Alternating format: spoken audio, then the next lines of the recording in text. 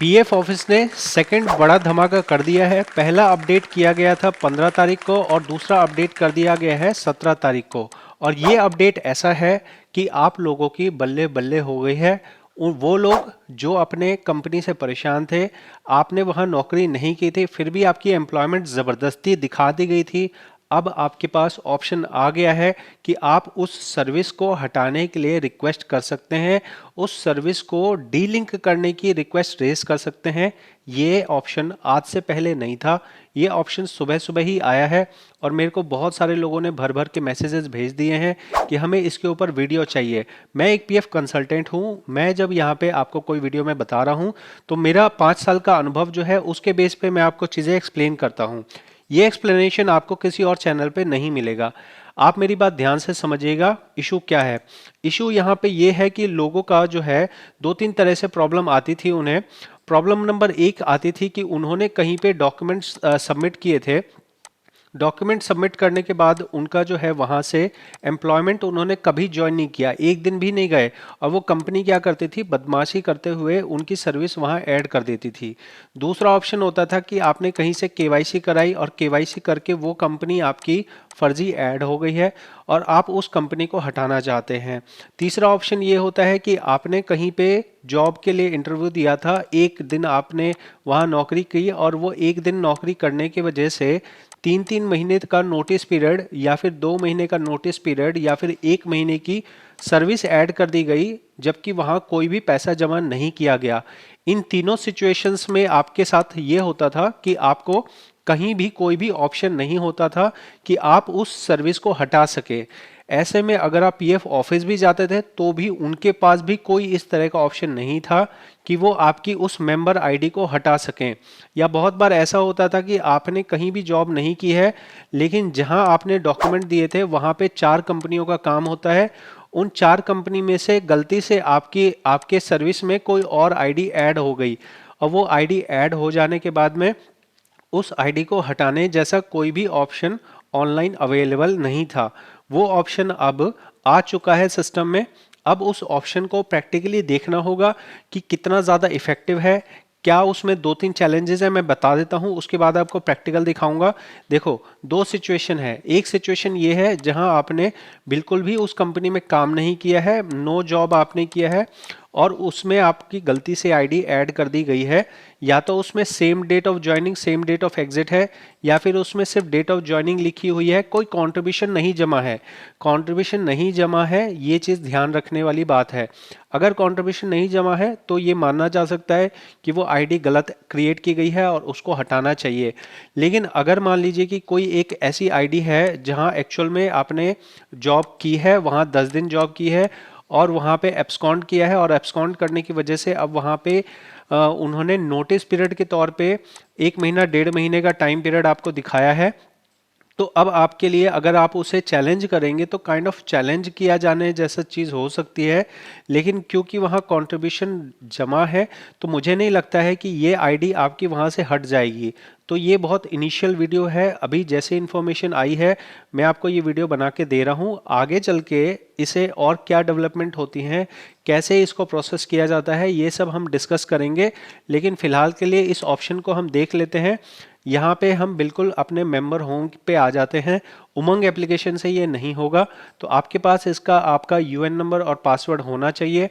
Password से login कर लेने के बाद आपको व्यू में जाना है, सर्विस हिस्ट्री पे जाना है।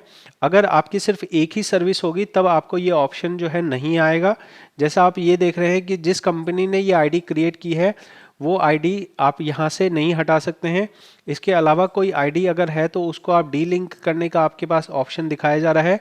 यहाँ पे कहा जा रहा है कि क्या आप इस मेंबर आईडी को डी लिंक करना चाहते हैं। यस, हम करना चाहते हैं।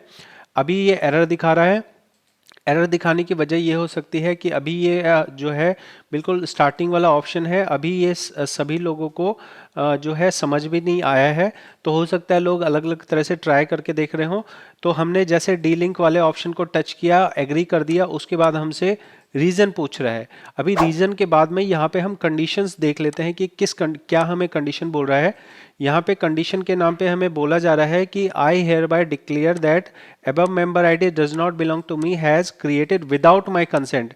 मतलब आपके कंसेंट के बिना ये क्रिएट की गई है। I hereby further consent to delink erroneously created member ID forfeit all the claim. मतलब ये देखिए यहाँ एक बहुत बड़ी बात कही जा रही है।